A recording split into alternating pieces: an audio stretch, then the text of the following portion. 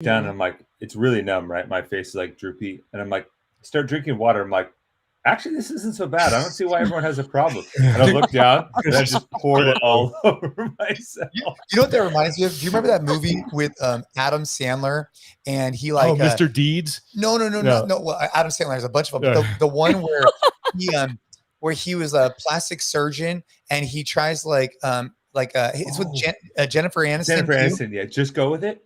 Just go with it, right? Yep. Okay. And so they show up at this party, and it has that one funny guy, and he had all that plastic surgery on. He's like, "Baby, I look so good." He's like, "Try." Oh yeah. You know what I'm talking about? Yep. Yeah. Well, I actually do know that. That's a deep. That's Adam Sandler and too. actually, Lauren got it. So congratulations. That's good stuff. All right. Well, some people will just roll in here eventually. So are we live on YouTube right now? We're live on YouTube. Yeah, live to the interwebs. We're just gonna. I swear, Jason, I did not plan this. Like I literally was. And here's the funny thing: is like I was going through my closet. I was like, "What do I need to wear today?" No, that's not gonna work. And this is like my fifth choice. A Viore Strato Tech Tee for the win. Man. I'm not gonna lie, man. The Viore. This is called a Strato Tech Tee, and it's a hella comfortable shirt. Like, just go right down their sports basement. Every time I'm in there, I'm like, I have to. Well, they're opening up. They're opening up. Oh no, that's a Yeti store. They're opening. There's a Viore already at Santana Row. Yeah, they're opening a Yeti store next week at Santana Row. CrossFit level 1s, you can sign up to get 40% off Viore.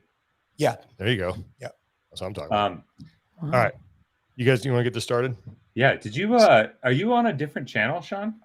No. Why? Can you? Do I not? It's like our background's not there. Oh, hang on. I didn't even. You know what? I didn't load the graphics in either. I'm sorry. Good. Tommy, tap your microphone. That one's not connected. Uh-oh. Hold on. How about mine, Lauren? You are good, Jason. Does that work? There we go. Yeah, whoa. Turn it off. Double click. Is that Jason, better? what do you have in your hand? There we go. Yeah, that's better. Yeah. And we have the background. Now we're in business. It looks like what is cane? So this is this could be a few different things. It could be a femur, or it could be an African battle stick, which is what it is. That's awesome. Oh yeah, we've talked about this. I was in Africa last year, and dude, this is their fighting apparatus. So I keep it here on the desk just in case shit goes down. That's the coaches be good stick. Yeah, just run up there. Yeah. Nice. Yeah. All right. Well, 3, 2, 1, and go here. All right. 3, 2, 1. What's up, everybody? Welcome to another edition of Talking Elite Fitness. It's our first post-games edition. We got a full crowd here. We got Lauren Khalil, Tommy Marquez. I'm at NC Fit with Jason Khalipa, and we're dressed the same, like I work here. How'd that happen? You know what, man? It's just, guys like us, we know comfort. I guess. We know durability, and we find the right shirt. I mean, we're all decked out. The shorts don't match. What position are you working at NC Fit, Sean? Are you a custodian or a coach? I'm probably I'm definitely not the movement model. That's for sure. Maybe I'm coach and training apprentice. I don't know. Yeah, he's on the marketing and sales side. Actually, marketing and sales. What's one of those like Silicon Valley type roles, like chief happiness officer? Or Yeah. That's me. Yeah. So, everybody, did you make it back okay? I did make it back okay. On the way there, I didn't make it there okay. I mean, I made it there physically okay, but mentally, but you got delayed. Yeah. On the way back, it was pretty low key. So yeah, it was great. Cool. Well, we travel with just like the fittest plane on the planet. We had Catherine Davis out on our planet. We had like every HQ employee, including Don Fall. We had everybody from Hamilton Road. Like the plane was full of people that we knew. And Tommy was on the plane. And Tommy has a reputation for having very bad travel luck. So we're like, all right, seems like everything's going well. Plane's here, whatever. They get on the thing, on the intercom. And it's like, ladies and gentlemen, due to weather in Denver, we have had to add additional fuel to the plane in order to guarantee we can make it to an alternate airport. As a result, we need to lighten the plane. So we need 18 volunteers to give up their seats. And every head at once, right at Tommy. We're like, you did it again. Well, he also wore the unlucky shirt. Look, yeah, he did. Sometimes I like to make my own luck, and I wanted to change. I love that shirt, so I wanted to change the juju on that shirt because I got it during an overnight layover in Houston. I felt like it had like the bad luck on it, and I wanted to reverse the policy. And I feel like I kind of did once we got off the ground in Madison. Because outside of that, yeah, that was good. That was it. That was the only deal. Yeah. Let me ask you this. So when did you guys leave? Monday? Yes. I left Sunday. Oh, wait. Oh, so wait, you mean coming back? Oh, to come home. Yeah, I left Monday. Left Monday. Sorry. To come home Monday, when I got to the airport, I had a flight that went through Denver. And Same here. The flight earlier beforehand got delayed. And so that was the one with like a bunch of other people. So what time was your flight to Denver? 3:05. Oh, so it was a little bit later. Okay. So it seems like a lot of these flights were going out of Madison. There just wasn't that many options. And then it was going through Denver, but the weather, you just never know. Man. No, I know. It was a little bumpy. Dude, I heard people got offered like $1,000 to They did. It was up to 1,500. Well, it started at 500, so they really needed to up it. Jamie Higgy got 1,500 and a shiesty hotel room. Good for her. Yeah. Does that kind of scare you guys a little bit to think about? So this captain comes on the plane. I was sitting on a plane and this guy gets on. So between the three pilots up here, we have a combined 100 years of experience in aviation. We've never seen this particular problem we're having to overcome right now, but everything's gonna be okay. It's gonna take about 45 minutes. Give me a new plane. Get the hell off the plane. Yeah, give me a new plane. I don't want. Yeah. But how about this? So does it make you feel odd that if 18 people can make a difference between a plane achieving its There's a lot about air travel I just don't want to think about. No, I know. It's like phones with airplane mode, I'll never understand, because if it was really going to bring the plane down, they would never trust humans on the phone or on the plane with cell phones to begin with. Yeah. One time I looked over and I was like sitting near the wing on the right side, and during the fuel changeover or whatever, they're loading bags, two mechanics got on and started tinkering with one of like the flaps that I think like helps create drag. And they like kind of like looked at it, like hit it with one of those like battle sticks that Jason has, and then like walked away. And I was like, oh, that's kind of funny. Must be all right then. And I look over during the flight and I see like the screw wasn't like fully down because it was like rattling up. And I just closed my windshield. I'm like, I'm not even going to worry about it. Out of sight, out of mind. Not messing with that. Yep. I would have been. And people are so, we were talking about this the other day, like on airplanes, man, like stewardess and flight attendants, they deal with a bunch of bullshit. And people can be so rude to them. But then they also don't help the situation sometimes. So like I travel a lot, just like you guys do. And I'll get on the plane, I'll see the flight attendant, I'll be like, yo, like, what's up? How you doing? Like, hope your day's going great. I'd be like, hello. Like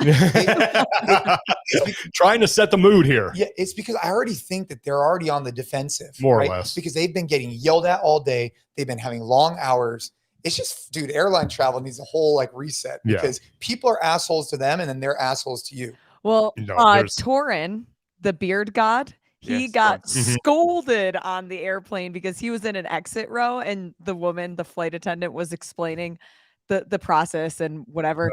And he starts giggling and she was like, you need to take this very serious. I'm going to ask you again. Are you prepared in the case of an emergency? And her head was about to pop off. And I turned to the person sitting next to me and I was like, what does she know that we don't right now? That they really need to be prepared to be in the exit row. We could do a whole episode on this. Yeah. Dude, I mean, that nachos.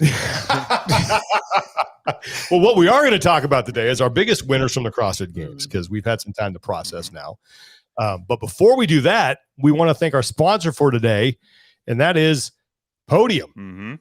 You guys, if you've subscribed to our newsletter, we got links in there, but we're going to tell you about Podium right now. And I'm going to put up, for those of you who are watching this live, I'm going to put up this QR code that you can scan and you can go to the website and check it out. And while that is up there, Tommy, tell the good people about Podium. Well, one, you're going to get $10 off your order, and Podium is the brand that spawned from the brainchild of the Buttery Bros, which is kind of scary at first thought, but then also 5-time CrossFit Games champion Matt Fraser. And what they've done is they've created an awesome supplement company, ton of delicious flavors, high quality supplements, everything from electrolytes, protein, individual pre-workout aspects like beta-alanine, L-citrulline, really competitively priced creatine, which is always good to see, as well as their stimulant-free pre-workout called Pump.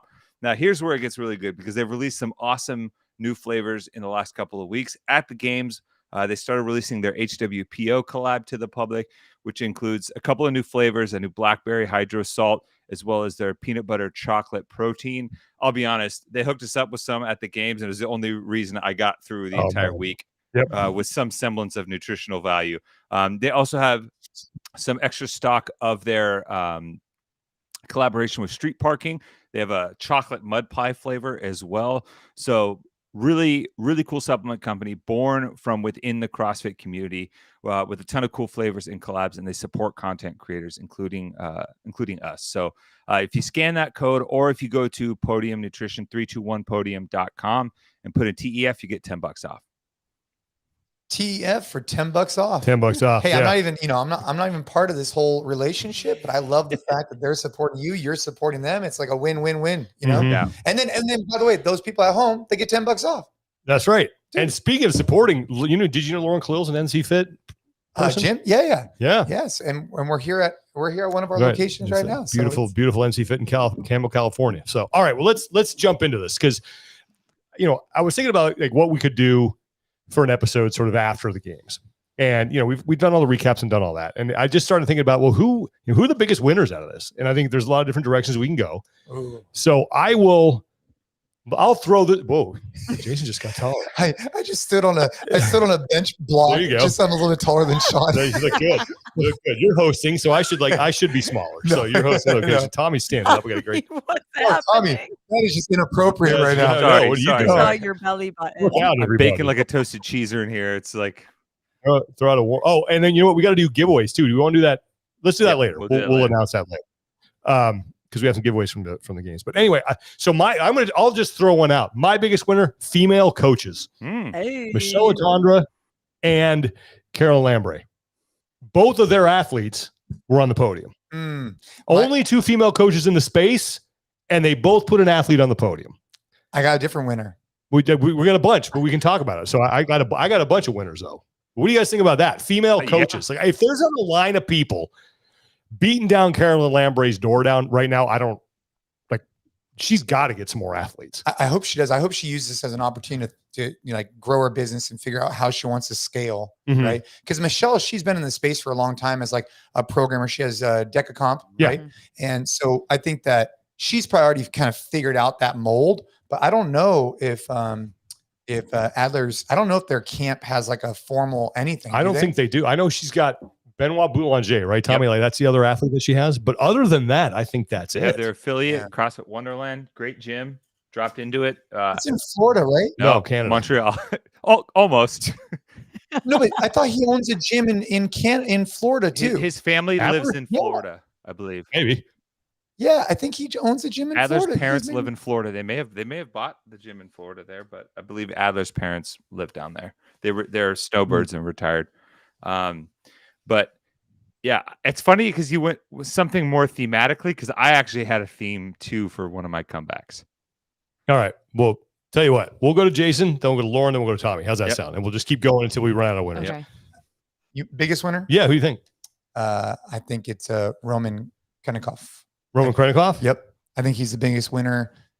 I think he's the biggest winner, and I'll tell you why. Okay. He showed us soul for someone who looked as if because on the surface, right? Let's just take Instagram as an example. Okay. He gained more Instagram followers than any other athlete, period. It was like 60, how many? Like 100, like tens of thousands. At this point, it's probably 100,000. Yeah. Right.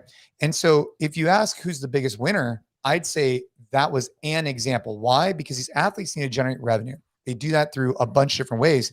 But the fact that 100,000 people felt more captivated by his story and followed him than Jeffrey Adler, right? More people followed him than Jeffrey Adler. And the reason for it is I think he humanized himself. And I think the opportunity of his foot breaking made him more relatable. So I think he's the biggest winner overall out of anybody. I like that. Yeah. Because Lauren. I will say, because Jason actually said this when we were watching that test kind of unravel for him on the double unders. We were leaned over the railing there, just kind of watching it. And Jason, you turned to me, he goes, "This isn't the best thing for Roman the athlete, but it's the best thing for Roman the brand by far." Yeah. And I mean that. And like, I would, if he was here with me right now, I'd be like, hey man, I mean, I hope I'd have a translator or whatever, but I think that, our sport is about connection, and you could get people that become fans of Roman, and they might, might like his social media posts. But if Roman ever wants to sell anything or really deeply engage with his audience, he needs to be able to connect with them on a deeper level. The fact that he doesn't speak English is definitely a factor there. But something like this, you don't even speak anything. It just shows. And I think that he showed the community a lot. And now I think it's going to be his responsibility to capitalize on that momentum and see what he could do with that. If I was him, I'd be fully immerse himself in English for the next 6 months. Yeah. Did any of you have time yet to watch the new Buttery Bros doc from the games? Not yet. First of all, it's like a full talk. It is an hour and 48 minutes. And I don't know that Heber and Mars or Julian have slept, because probably not. They are drinking a lot of Fuse during the day. But it's interesting because you do see a lot more of Roman's personality coming out in the doc with all those little behind the scenes glimpses. And it doesn't even need to be so much Roman having full conversations with the athletes, but it's the body language and the quirky little one-liners that he has. And it gives you that extra glimpse of him as a person, not just an athlete on the floor, which I think was cool. An hour and 40 is impressive to have out by now. That's extremely impressive. I just finished watching it before we started recording. Okay. I'll have to check it out. Does he speak English? He does speak a little. English, yeah. He knows a little, but I mean, because I know they posted some stuff on the Buttery Bros did on social media of him. He got a couple words. Okay. So yeah. All right, Lauren, give me a winner. My biggest winner, or one of my biggest winners, has to be Laura Horvath, but not because necessarily of her placement on the podium. Yes, because she finally had her moment and she stood on top of the podium as the fittest woman on earth, but more because of two things. We finally have seen a glimpse into her personality more, where she let loose on the competition field. You saw her cheering, you saw her hyping up the crowd, and I think that gave us a really cool view into the progression of Laura Horvath since back in 2018. And the second reason why she is one of my biggest moments from the games is the message that she said standing during her interview, encouraging women with body image. And you don't need to look a certain way, and you can do all of these great things with your body. I think was great for the sport and great for this younger generation of women that's coming up, especially as we see all of these teenagers absolutely dominating the leaderboard, even in the elite individual field. Yep. No, I agree. I think that it's sort of a shame that Laura doesn't do more media appearances. She's pretty guarded. Who, Laura? Laura Horvath. Yeah. I think it's the same thing with Roman, like you said. Laura has a great opportunity here to really capitalize on this. And part of that needs to be getting out in front of people, doing interviews, showing off her personality, becoming a bigger ambassador than she already is. Yeah. Like, I mean, so Ben Smith, I love Ben Smith. And I felt like if he had just had someone just nudge him a little bit more after the 15 games to like be a little bit more out there, I think it really could have helped him. Now, that's assuming he wants that, right? Like some of these guys, they don't want that. You might have Laura who, she made a lot of money. She has her sponsors. She does her thing. But if she wants to continue to build her brand, like the Annie Thorsdaughters, like the Katrins, you got to put yourself out there a little bit more so that people can feel connected to you. Right. Yeah, I agree. Well, it's interesting if you go back and you look at some of the stuff that they did back, like the Buttery Bros did back in 2018 and around when Laura first came onto the scene. She definitely has a different demeanor about her.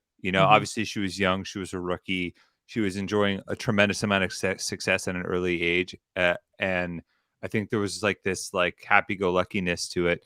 And obviously that has changed a little bit as she's matured and grown up in the sport. I think as a result has gotten a little bit guarded, but I agree. I thought the message was fantastic. It came at an appropriate time. And,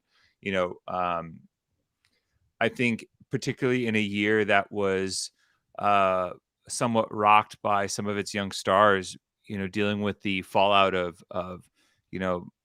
some struggles with mental health and body image and this whole social media world that we live in, where you have to constantly put, present your best self online 24/7. It seems like I think it's a valuable piece to tie in at the highest level of visibility when you're in a moment like winning the title of fittest on earth, particularly with another wave of teenage athletes coming up the ranks, even as Laura is competing with one of them herself. Tommy, what do you got? Winner. My biggest winner, comeback stories. Oh, comeback I like stories. that. Who's you mean like Chandler? No, who's no. Just strap in, Jason. I got some comeback stories. Go. So, I mean, the theme of comeback stories to me was the big winner because it permeated the entirety of the competition. Adler, 102-point deficit after ski bag in test 5. And then he goes out and turns the tides with Helena and made an awesome comeback. Laura, 72 points back of first heading into Saturday night. Responses 3 consecutive test wins to take the jersey back. Roman, obviously, I think a little bit of his own comeback story was fighting through that and still managing to podium. Touching on a lot of what Jason said. Vellner, after the Alpaca, sat in 13th. I said on ESPN that night that he burned 2 of his get out of jail free cards and he needed to go on a tear. Over the next 7 tests, 6th place finish average across the board, a test win, and climbed into a surefire podium position going into the finale where he didn't even need to perform that well to cinch second. Chandler Smith, as Jason mentioned, a year after not qualifying, finishes in the top 10 at a live CrossFit Games for the first time in his career in a way that I thought really captured the spirit of the community. Katrin, similar story, misses qualifying, comes right back and takes 7th. Sean, you called it with her being back at the CrossFit Games, so you deserve a ton of credit for that. Emma Carey, another comeback story, showcased the poise and really like the attack mode that we missed out on last year, that we were excited to see her because we knew she had it in the online format. So a huge comeback from injury and did so. I think this is what's more impressive. She started the weekend 40th in ride, and then rope climb failure, 39th in Alpaca. So in 2 of the 12 tests, she got just 2 points and still managed her way into the top 10 of what's a loaded women's field. Emma Tall, last year, didn't get to compete at semifinals, had to bow out due to illness. This year, comes back, career best finish, one of the gnarliest tests in the Alpaca, and was in the top 10 for 7 of the 12 tests. I also think Emma's were the big winners because it's clearly the most popular name on the women's side. 3 of the top 11 women. Emily Rolfe comes back from blood clots last year, comes back this year, has her career best finish at 34. She's going to be a Masters athlete next year too, and she lives by the rule of 3. Every year she gets to finish at CrossFit Games, she moves up 3 spots. She started at 18th, then she went to 15th, and now she's 12th. So clearly a nice linear progression there. Invictus, they came back solely for the purpose of winning. They could have had athletes go individual. They said, nope, we're coming back for the title. They pretty much led wire to wire. I think that's an awesome reason to come back. Sam Dancer withdraws last year the week of the games because he tears his bicep hanging from a pull-up bar. Not even active, a very passive. Hanging from it? Yeah. Yeah, just hanging from it. Yeah, just hanging. He reached up just to hang. Yeah, like, lifting a car off a kid. Dude, that's what you want. You know? Imagine just this jacked ass dude walking through the supermarket, right? And he's got like a cast on or whatever it is. It's like, oh man, what happened? I was hanging from. Just hanging there. I'm glad he's doing better now. Oh man, not just a jack dude in short shorts and tie dye like Sam Dancer. Yeah. But he comes back, wins convincingly, 3 test wins. Says he wants to go individual, so also a setup for a possible another comeback for him on the individual side. And then I wrote comeback setups. I think there's a couple intriguing storylines coming out of this year that could be the setup for comeback stories. Obviously, Medeiros in 13th, Ellie Turner having to withdraw, Hopper in 31st. I wrote BKG with question marks because he still finished 11th with a back injury. Bethany Flores was another great comeback story. Well done, Dustin Pringle. I had that written down but skipped over it. But awesome comeback story from years and years of back injuries hampered by that.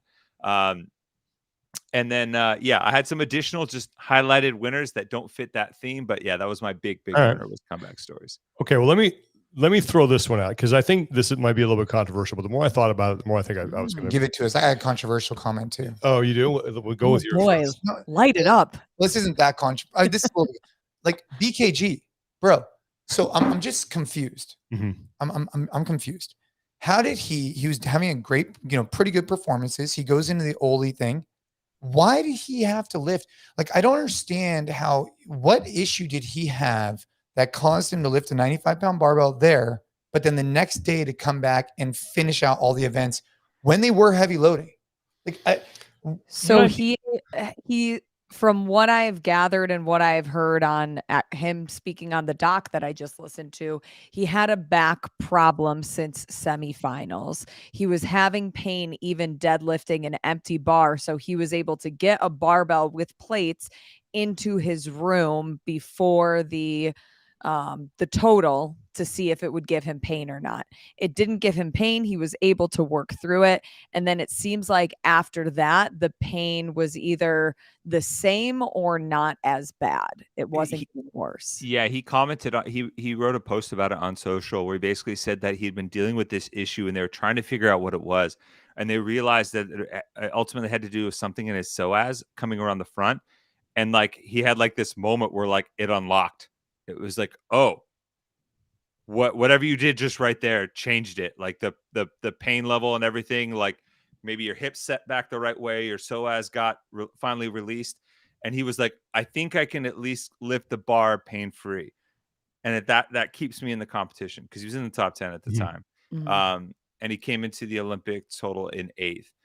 He goes out there and is able to at least lift because usually the rule is just you got to keep trying. Yeah, which those rules are pretty vague, by the way. It's tough. I guess they told him that he had to lift a barbell with plates on it. I think is what the rule was. And so he was able to do that, and he was like, "Okay, I got the minimum there." And given the fact that like the injury finally feels good, like it's not like constant pain, and it's improving. I think I can get something on the board and then recover a little bit overnight, which he did, and he was able to actually like still do decent. So, CrossFit's going to have to come out with a better, like when you say the athlete has to continue to move, it is a little vague. Yeah, and I get like that's the thing. So let's say if Bjorgman goes out there and is like, well, I'm not going to do anything here. Not that 95 took a toll on him, but I think it's the thing. We're kind of getting off on a tangent here, but that's fine. It goes back to if you're sandbagging because like this test or this event is going to hurt you, and you're going to sandbag this because you can do well in the rest of them, you are now getting rest, and you're not putting yourself through the full breadth of the test that the other people are. So when you come back for, let's say you take test 3 off because you got something that's nagging, you're going to take your 0. You're going to have, I think, like an inflated effect on test 4 because now you're fresh, whereas everyone else went through it. But for me, if athletes want to do that, like I don't have the biggest problem with that because then you're just not going to look great to sponsors and you're going to end up shooting yourself in the foot for other things. That if an athlete wants to take an L, I just think that we get so much into the weeds. How do you decide if somebody's trying or not? How do you decide what effort actually is? Like that's the hardest part. I think it's such a hard conversation. That's the way it was explained to me, and I get that logic. I see that side.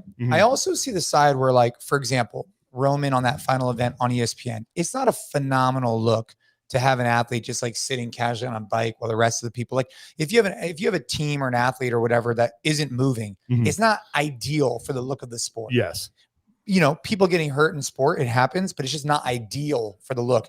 But to your point, I find it hard to believe that an athlete would intentionally want to get a 0 on an event unless they had a reason to. Now, but it's just like, where do you draw the line? Like, so Roman was riding the bike casually, but if he had finished his bike and needed to get on the barbell and he couldn't do it with his foot, would he get disqualified?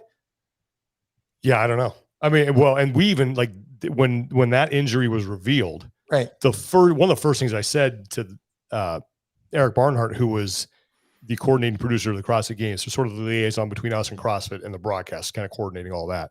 When he came in and told us about Roman, I'm like, you guys cannot take him out. Like you've got, even if he just goes out there and stands on his starting mat, you cannot be the ones that withdraw him. After everything that happened in the semifinals, and now this guy is in the lead, you cannot do this. Like, let him go. And thank goodness they did, because I thought that would have been a bad look. But yeah, I don't know if we just go minimum work requirement, and then you got to be like, then in the case with Roman, maybe he doesn't, to your point, like he can't do it, then is he out because he didn't meet the minimum work requirement?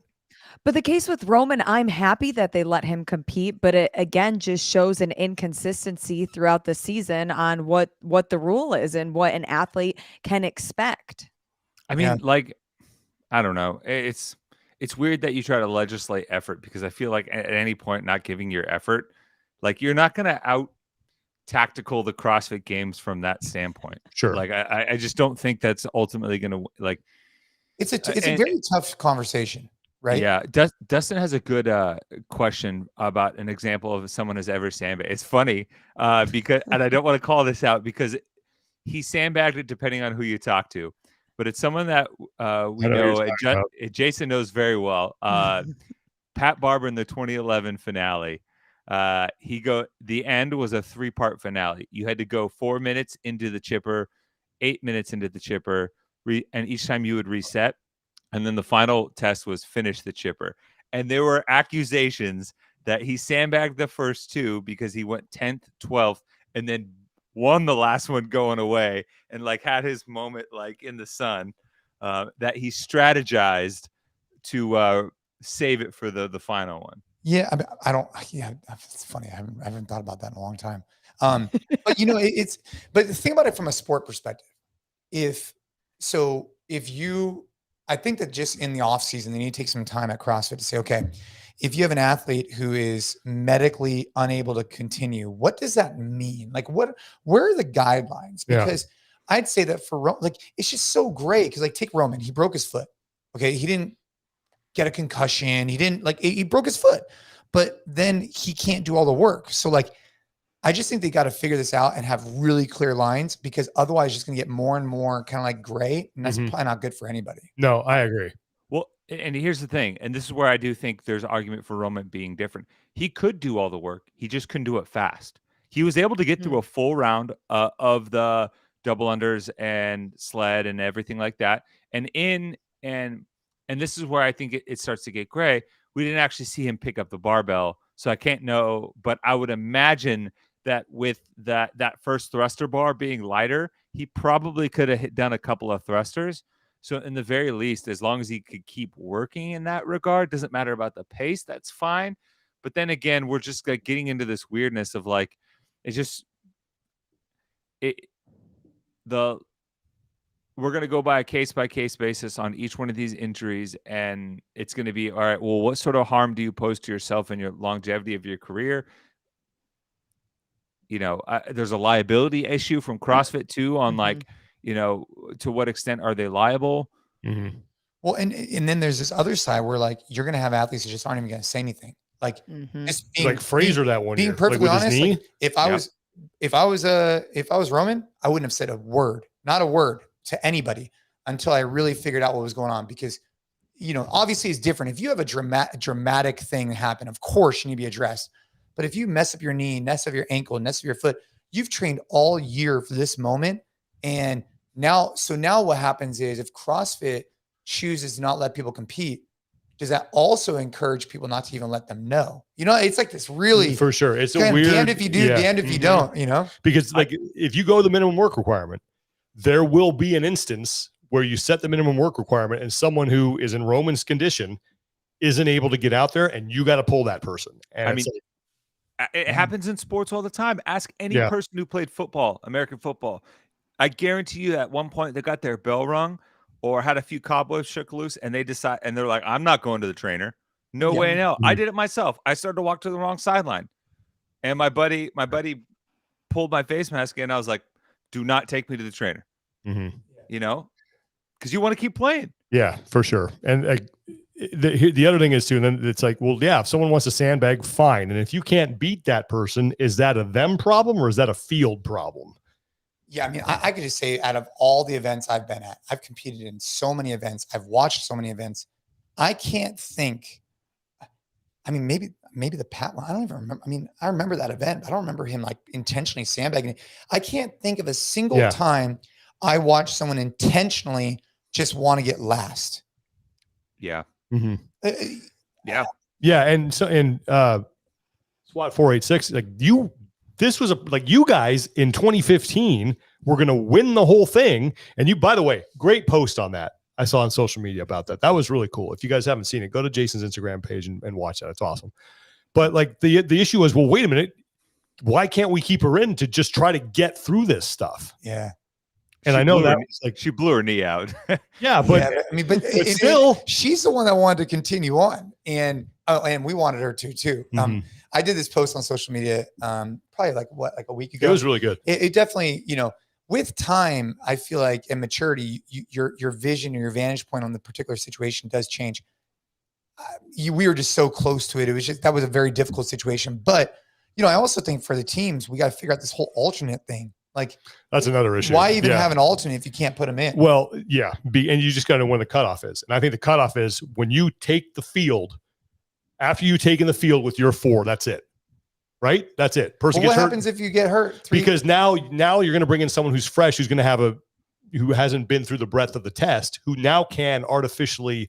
There's a way to game that for sure. Yeah, there's absolutely a way to game that. Yeah, like I hurt my knee, and then the next bring in the guy. Like rope climb a workout. Yeah, that what's that? Air squats? Oh Lord, come on! Now you're the grid. Really, that's really what you are. So, well, that's a good discussion. You want to get back to winners here because I got one that I think is going to have a good that will have a good discussion here. I do have one quick point on that last thing. Right. Davey mentioned about Brooks' injury. I think it was a lot different scenario given the severity of it. But I do think there's an argument to be said that if there's cuts and stuff like that, and you get medically withdrawn, you should be able to keep your points. Agreed. Yeah, it shouldn't just be withdrawn. You should finish where you finish. You get zeros, and obviously the leaderboard will shuffle from there on out. But I do think you should be able to keep your points because something similar happened with Cara. She was Cara Webb back then. Now Cara Saunders in 2014 when she had to withdraw and she wasn't able to keep her. That was heartbreaking. Yeah, she was doing like a handstand walk. Yeah, she had something wrong with her jaw that was messing up her neck that she couldn't go overhead. It was nuts. Yeah. Here's my winner, and I want to get your opinion on this. And I know, and I'm looking at this from an outside perspective. I think CrossFit as an organization can walk away from this. Now, I know everything that happened with the masters and the age groups, and we're going to have and adaptives, and we're going to have that discussion probably next week. So I think that deserves a very long discussion. Should we bring up also the ceremony or whatever that guy got so high? No, because he called us a shill. That was the problem. It wasn't the fact. He's like, Jason, you're getting Sean riled again. He just got over it. I know. I think CrossFit can walk away because they were on ESPN, and I think being on ESPN with. You're going to get the Roman. They had the Roman thing on ESPN. You guys are part of that. And you always. I've heard 2 arguments about this. Is affiliate owners say, yeah, it's great to be on ESPN because it's awesome. By advertising, people actually will come in and ask us about it. And I've actually had other affiliate owners say to me, it's great, but we have to do a lot of work to tell people that's not what we do here. So I love the fact that they're on ESPN. I think that, we talk all the time about getting outside the bubble and reaching an audience that isn't CrossFit. This is no offense to CBS Sports Network. They were great partners for us, but I think ESPN has a bigger reach. And to be on for 2 hours for 4 straight days, I guarantee you someone out there, one of the guys from the documentary crew is going to start. He's like, I thought it was great. I'm going to go look at, he lives in New Jersey. He's going to go start a gym. Yep. Yeah. So, and I'm just wondering from your perspective, what is your perspective on that? Have you had people come into your locations to be like, I saw it on ESPN. I want to get this a try. So this is a very, this is a very difficult question to answer. I think as a gym owner, as an affiliate owner, I see it as almost, I've changed my tune a little bit. So if you had asked me 10 years ago, what do I think? I thought at times the games were not good for our business because we continuously were telling people who we weren't instead of who we are. They would come in, they'd be super intimidated. That was my opinion on it for many years. I'm kind of changing my tune now because it's very difficult to get people to come into your gym and to be aware of what you offer. Very difficult. Marketing, there's so much noise between Orange Theory, F45, Barry's Bootcamp, whatever. And I think for the type of person that's interested in our style of training, they do get intrigued by watching something like that on ESPN and be like, holy smokes, that's awesome. I want to try it. So I think my tune is, it's not all positive, but I'd say that being on ESPN was definitely a positive for the affiliates. And that when people go in, it's now our responsibility as a community to deliver a phenomenal product so that they continue to tell more and more people. So that's kind of how I've shifted. If you had asked me 5-10 years ago, I think it was actually more negative than positive. Now I think it's a little bit more positive than negative for the affiliates. I think it's great for the overall brand and for the sport, though. Okay. I would agree with that. And I also think it's like, I can't say from experience, but it's like as from a parent standpoint, right? Like I would imagine that part of your role as a parent to help your child understand the world around them, right?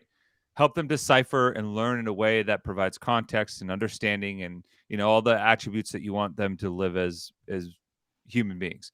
I think there are parallels to that as an affiliate owner, in that it's your job to provide context into the relationship between the sport and the methodology, but also help them understand the way that they are the same and different as well. Because ultimately there's a possibility for that to provide a deeper and richer experience for them, knowing that they are a part of a community that has, you know, birthed these athletes. Now, some gym owners are more prepared to do that than others. And over time, some people live in different communities that are more or less likely to, you know, take that message and run with it. And again, that's a decision you have to make for your own community. But I think in general, for the sport and providing exposure to anyone that does CrossFit in any shape or form, while CBS I actually think has a bigger reach than ESPN on a global scale because they're the biggest network in the world, I think for maybe the people that are less likely to look at CrossFit as uninitiated and be turned off by that, ESPN is the better choice. And you know, granted, these are individual anecdotes, but my phone was blowing up all weekend from people in bars and restaurants and stuff like that, being like, "Did I just see you on TV?" My brother Nick, was walking in to meet some friends at I think at a watering hole somewhere in Arizona, visiting friends, and looked up and goes, "Oh shit, that's my brother," and didn't realize I was on at because he messed up the time zone, and he was like, "Oh," he's like, "Hey guys, look," and they're like, "Oh, that's what CrossFit is," and they were like, "That looks kind of cool." And they're like, "Yeah, there's a bunch of gyms," and my brother was like, "Yeah, I do it. There's gyms all over the place." They're like, "Oh, okay, cool," and he had a conversation for an hour with 6 new people that could have, you know, and it's and like that. Those are the little things that you cannot quantify, really. Like that's not going to show up in a data set anywhere.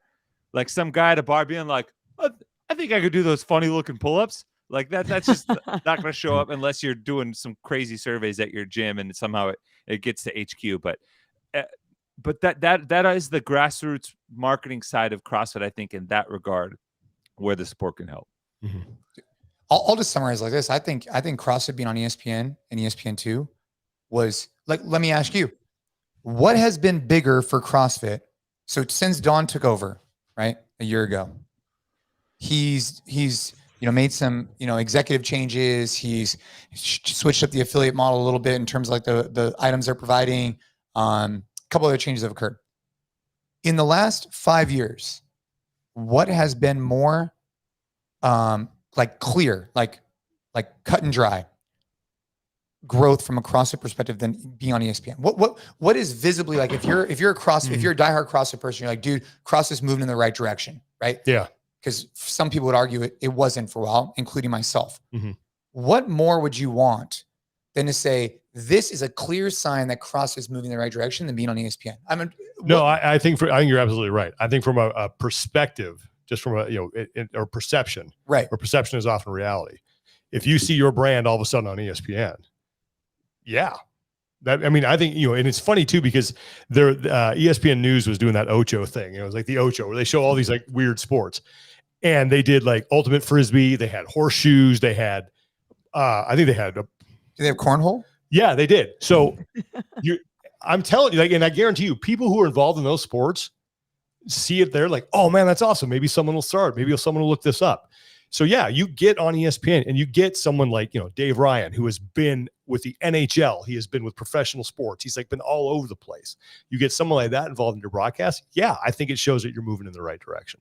And quick correction. Thank you to my mother for texting me the correction, because clearly she heard my discussion with my brother. He was actually at a casino in Vegas. So even better. Yeah, imagine the foot traffic you got just from having that on. Yeah. I mean, I got messages from people all over the place. You know, I went back. I watched the first segment. I was like, oh shit. It was so don't ever do that. Don't watch the first one. Watch hard to watch the first segment. As the segments went on, you know, it was all good, but that first segment was rough, man. Anyways. What you got another winner other than Roman? You got anybody else or? I mean, I think Emma Lawson from a branding perspective, I think she's got a lot going for her. She fits this mold of just like personable, like she has like kind of like that. She has something that I think another brand, I think she's with NOBULL if I'm not mistaken now, but she's the type of, I think she'll have a lot of uphill, like she'll get a lot of upside from this. For sure. You know, she's shown herself to be consistent. She's marketable, and she's young and she's thriving right now. So, but I think Roman overall is the biggest winner simply for that reason. You know what? I'll actually add this one. I think Adrian Bosman, Dave Castro, and CrossFit are winners too. And I say that because this community is very vocal. And very vocal. And I have not seen much chatter about people hating on the events for the CrossFit Games. Maybe it's just me, but I haven't seen much. So if you don't get much, if any at all, you know they're doing something right. And so I think that Bosman and Adrian did a good job there. And I think CrossFit being on ESPN. So I'd say those are the winners. Yeah, you know, it's funny too. One of the things that surprised me the most was Helena. Because we knew that, you know, we were ready on that and they changed it a little bit. Originally, they were going to end with the run. Yeah. And some people, I know Chase kind of talked to Boz. I don't think that was may have been the determining factor, but they talked that over and they ended with the dumbbell snatches. The way that like looked on air, I thought was phenomenal with the drone following them in and out. Like it was such a cool test. Like that was probably my favorite one of the whole one. And on paper, I didn't think it would be. Dude. And you know what I love about it is that they stayed true to Helen in the sense like Helen is just like an all out sprint the whole time. And they didn't try and go with the heavier dumbbell. I like that. Yeah, just make a move. Lauren, you got another winner? Another winner. My next one was going to be Emma Lawson, but I would say Katrin just making a comeback at the games and having those little wins and being in the top 10. I knew she was going to improve for her own personal fitness, but I mean, she surprised me to make it in the top 10. So kudos to her. Yeah. Tommy, winner. I'm gonna say Fun Stats and Susan Clark. This is the most random. Yeah, Susan Clark. Yeah, she's 6 for legit. 6 for 6 at the games. Yeah, she's legit. She's a badass. And then Fun Stats. I said coming into the weekend about the women's division that 10 of the last 12 seasons there was a new athlete on the podium year over year for the women's division. That's now 11 out of the last 13. And I also just mentioned a historical stat that when there's a change in champion from one season to the next, on average at least 2 of the podium finishes from the previous year also change over. That also was the case as well, with 2 new podium turnovers and a new person across their career as well, with Ariel Lowen and Emma Lawson. So some historical stats kind of continuing the path onward from here. And Fluffy Duck's predictions. The one I had on that prediction was Adler. Yes. Wait, how did he do? No, he had us on for a dark horses to win segment. Yeah. And it went from like least surprised to most surprised, and my least surprised if he won was Adler. And I'm same here. But I probably copied you because I think you went before me on that. And I may have heard you. Dude, he puts up some funny stuff. There's that other guy that has some memes too in cross there. There's a bunch of meme accounts. Yeah, now. there's some meme accounts. I'm still all, team Make Wads Great Again and Team Fluffy Duck. Those are 2 of the old, the OGs. Yeah, the Fluffy Duck, he's got some funny. That guy's I saw him briefly. He's just like funny. Yeah, it's fast. I'll say Canada's a winner. They had half the podium athletes. Yeah.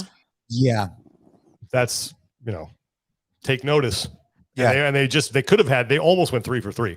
Do you guys, let's talk about this. Did anybody have any more winners? Because I want to throw this out there. Okay, throw it out. There's a theory, and I can't outright dismiss this, that Brent Fikowski intentionally didn't go hard in that final one because he wanted Roman to be on the podium. Wait, did we talk about this? Or someone else I've heard this theory. Someone else. Like I've had a lot of people message me about this, and I can't rule that out I mean, we're just gonna have to ask Brent. He might not even tell us. But no, maybe I was talking to Adrian about this. No, dude, I look. So first off, by the way, as we're talking about winners, we need to. I don't even know why I'm even saying this, but to caveat, obviously Laura and Jeffrey, obviously those are winners. Right, That's obvious. Like we're talking about additional people, right. But dude, I cannot see how Brent. I can't see how he would possibly intentionally give that up. Yes, I understand he's in charge of the Professional Athletes Association. I understand all those different things, but dude, he's a competitor. He's worked his whole life to be at that point. I think he just miscalculated it. I personally think that he went in there and overthought the event too much. And he just didn't just say, dude, I got to lunge this bar, because he dropped it, I think 3 times.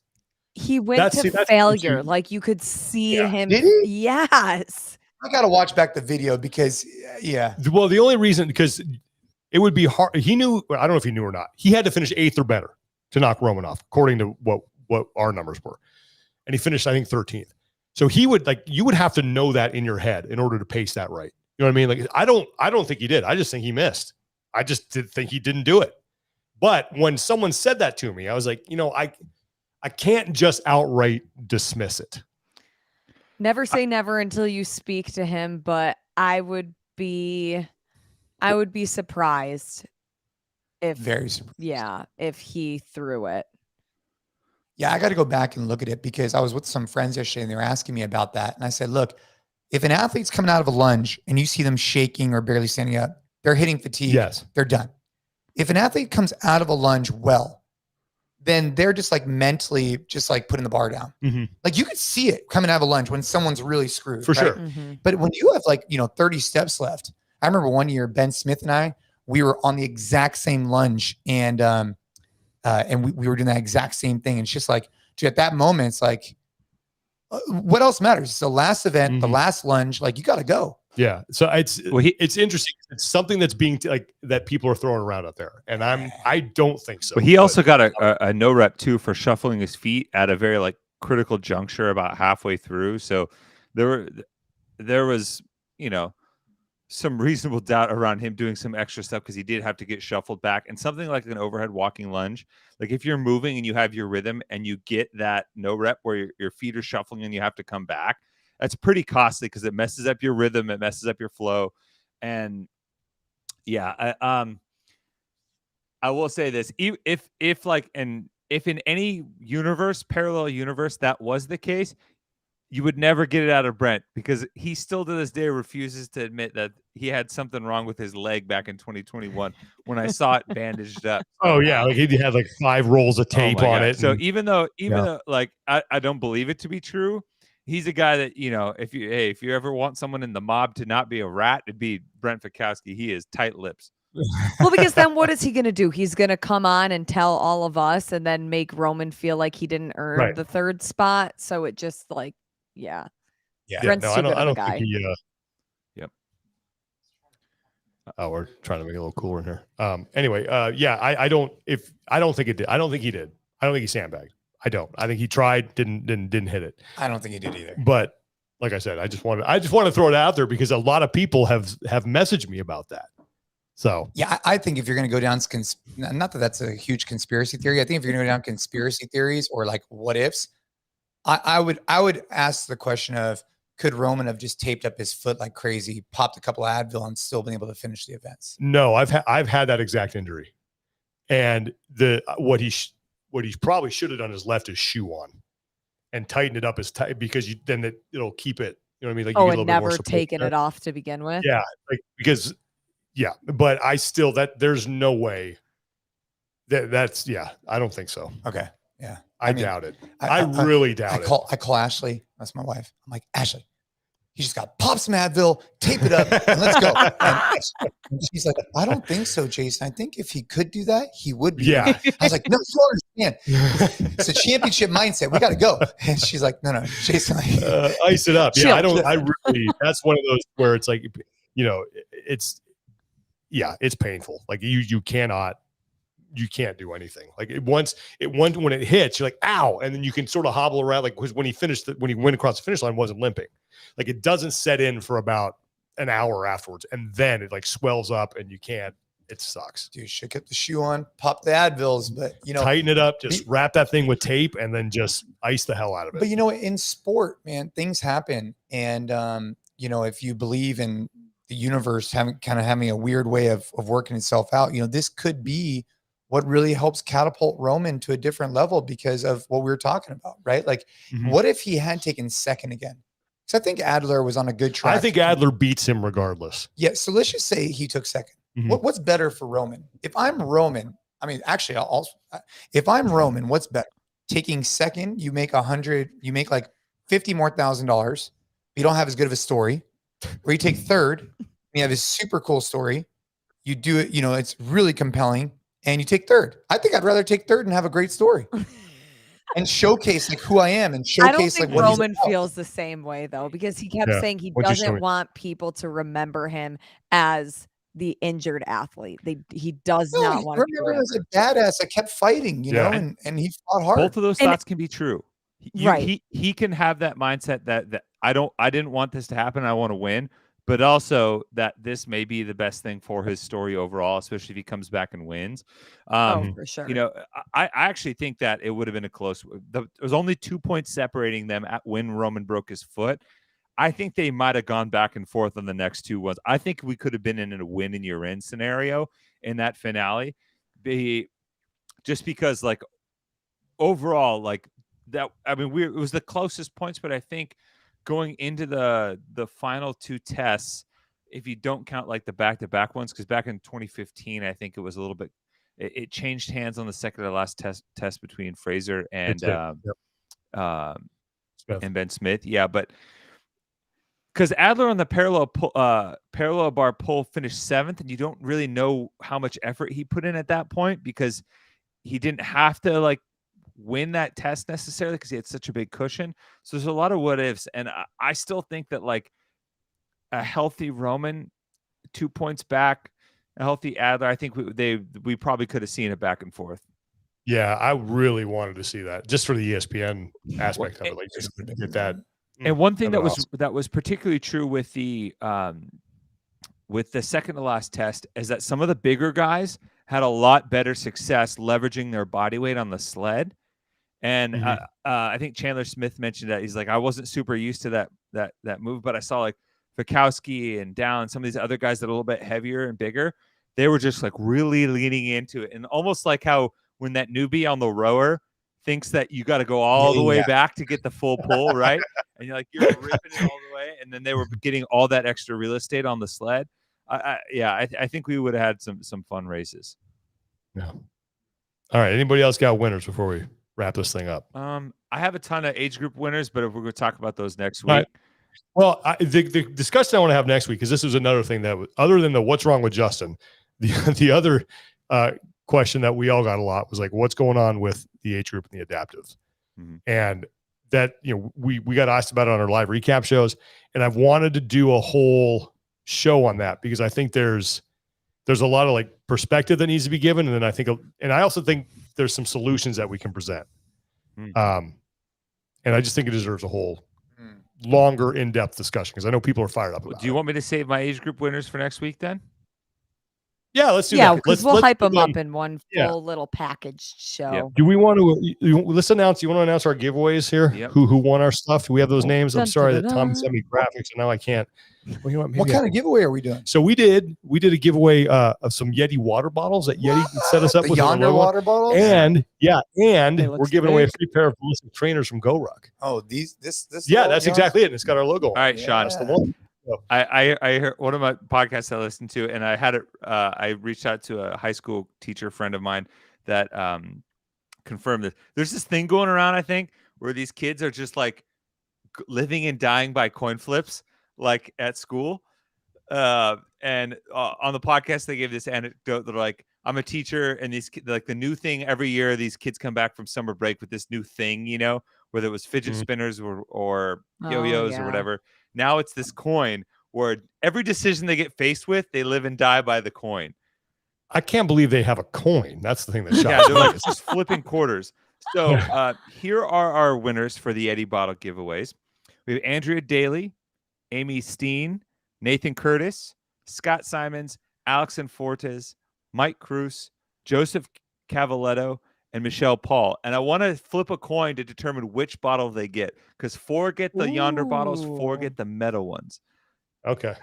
What are your thoughts on that? I mean, if you want to do that now, that's fine. I don't care. What kind of coin you got? He's got a friend of the show, official friend of the show coin. And they're numbered. Coin. All right. So, friend of the show. How come I don't have a friend of the show? You're gonna get got one, okay. Jason. Jason, I don't have one either. What? I know. And I work here. I thought I gave you one in the campsite back in the day. No. We'll remedy that. So, friend of the show side, you get the metal one.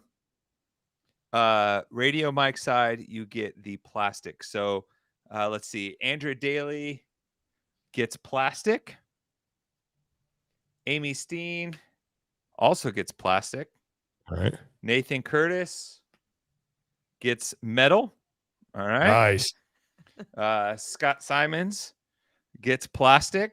Hold on. I got one more plastic. Because there's only 4 and 4. So yeah. Let's go. And if you run out, they just get whatever they get. Exactly. And I'm sure people are going to be stoked either way. Yeah. So there's only one plastic left. So Alex Fortes gets metal. All right. So we got 3 plastics and 2 metals. This is great podcasting, by the way. Phenomenal. Mike Cruz, you get. Dude, you got a good flip. I know. That was another metal. We're at 3 and 3. All right, down to the final one. This is good. This is good podcasting now. Right. Ultimately, Joseph Cavaletto's flip is going to determine Michelle Paul's flip too. And Joseph gets a metal one as well. So, all right. And then we have one more announcement too. Shoes. Let's get some shoes. Shoes are awesome, by the way. I saw mine on. So the ballistic trainers are legit, but have you tried their runner one? No, I think Tommy has those. I don't. Okay. I don't have them yet. Oh, I thought you did. Listen, I am not paid by GoRuck to say this. I'm just gonna say their runners are badass for 3 reasons. Super comfortable, like super comfortable from a coaching shoe perspective. Great. Number 1. Number 2, they look pretty good. I like the way the ballistics look better, but the new runner shoe. But here's the 3rd reason. Tommy Marquez was standing next to me on the ESPN live stream. I was standing on like a 25-pound plate. Don't worry about it. but the GoRuck shoes give you about an extra inch. So if you're not the tallest guy in the room, you want to be a little bit taller, get the GoRucks and no one will even notice. I like that. Amazing. I like that. Would you lack in height or you make up for just arm impressiveness? My God. I'm intimidated by this. Oh. I mean, that screen right there that you guys are working off of is like 40% arm. Just like the and there comes the flag. Python show. Oh man. Who's winning the shoes, Tommy? Our winner of the shoes is I'm gonna make sure I pronounce this right. Jer Pete. So JER Pete. So at JER_Pete, and that's when you click on his profile, it's actually Jer Pete. So maybe it's short for Jerry Pete. But either way, you are the winner of a pair of wonderful GoRuck shoes. They're ballistic trainers, I believe. They might give you the option. Who knows? But for all of our winners, for Jer Pete, Andrea Daly, Amy Steen, Nathan Curtis, Scott Simons, Alex Fortes, Mike Cruz, Joseph Cavaletto, and Michelle Paul, thank you for supporting the show. Thank you for signing up for our newsletter. Thank you for sharing our giveaway with your friends so you could win some cool stuff. We will be emailing you and contacting you this week to get you all of your stuff and sending some swag your way. So woo! Congrats. Cool. Yep. All right. Well, that does it for our first post-game show. Thanks for hosting, by the way. Appreciate it. It's a nice little space you got here. Here's the thing. I just had, here's the thing. I was thinking about this on the threads. If you're not following me on threads, make sure you should. Good follow. We should intentionally choose to go do hard things, right? Because if we choose to go do hard things, it makes real life hard things that much easier. So that's my kind of closing remark, right? We had the winners of the CrossFit Games. How about the winners of their own life? Going out there, push themselves, crushing the workoutes, so you can go dominate everything else they're doing. You know what I think we just did? I think we just found a new closing segment for the show. We're going to do deep thoughts with Jason. Thought of the day. Thought of the day. I love it. Yeah, just don't give me you don't want to hit me after some coffee. After some coffee, I might start saying poetry. Oh my God. Jason Khalipa Poetry Slam. There we go. All right. Yeah. So Lana wants to know when our age group show is going to be. That's TBD. Probably Next Tuesday? Tuesday or Thursday. Probably Tuesday. Do that Tuesday if you're available. You want to do that? Next week I'm around, and then I'm going to the Origin Jiu-Jitsu camp. Ooh, you tell me about that. Baby. That's in Maine. Nice. 1 week rolling, endless. So supposedly I have 3 classes a day, but you could have open mat all day, all night. People roll jiu-jitsu. That's awesome. For a week.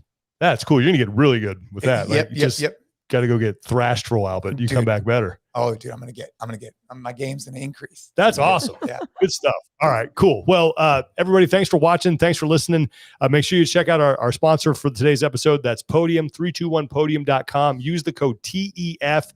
You'll get $10 off. If you want to subscribe to our newsletter, you can go to our Instagram page, Talking Elite Fitness Instagram page. There's a link in there. You can sign up for that. There's a newsletter for NC Fit you can get signed up for. Yeah. Just go to my Instagram at Jason Khalipa. It's brand new. It's called Never Zero. We're going to have a bunch of cool stuff, but the idea is like, just do something, right? Like if you have multiple hours, train hella hard. If you just are on the road, you're doing broadcasting like we are, just hit something. Yeah. And Jason is going to be at the Rogan. You like, is this official now that you're going to do this? Oh man, you're going to drop it right now? Why aren't you going to do it? Like Miko Salo put his out there. You're going to go, right? I mean, this is like classified shit. It's not classified. Miko Salo put his on Instagram. Yeah, no, I just got my invite yesterday to the Rogue Invitational as a legend. So yes, I will be doing that. Hell yeah. And I'm talking to Rogue. We'll see what happens about trying to add some open mat space for jiu-jitsu there. That's what I'm trying. That is a great idea. Not as part of the, you have the CrossFit, you have the strongman, and then you have this jiu-jitsu over here. Mm-hmm. But I'm going for a legends. Do you know who was there last year at the Rogue Invitational? Who does jiu-jitsu? Yeah, Tom Hardy. Oh yeah, Tom Hardy was there too. Did you meet him? Yeah. I didn't even know. I love that guy. I didn't even know he was there. Dude, my mother-in-law was there, or my stepmother-in-law, she was there, and she's a huge fan. And I was like, Heather, you gotta come over. And she's just like, he's legendary. No, I love that guy. He's such a good actor. Yeah. Tim Kennedy was there too. Yep. Cool. He's also a savage as well. Yeah. Didn't he? Didn't you make an appearance on his Instagram? Yeah. We're kind of like friends, you know. Like.